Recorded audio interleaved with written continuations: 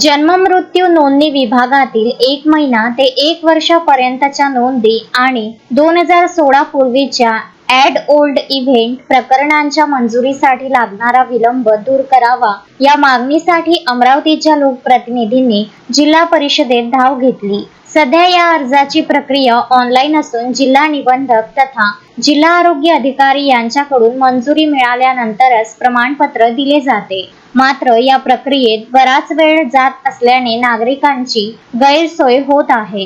ही बाब गांभीर्याने घेत महापौर श्रीचंद तेजवानी, उपमहापौर सचिन भेंडे, स्थायी समिती सभापती अविनाश मार्डीकर, सभागृह नेते चेतन गावंडे, गटनेता डॉक्टर राजेंद्र तायडे आणि नगरसेवक ॲडव्होकेट प्रशांत देशपांडे यांनी जिल्हा परिषदेचे मुख्याधिकारी डॉक्टर सत्यम गांधी यांची भेट घेतली। प्रलंबित प्रकरणे शक्य तितक्या लवकर मार्गी लावण्याचे निर्देश त्यांनी प्रशासनाला दिले आहेत। शोएब खान, विदर्भ न्यूज, अमरावती।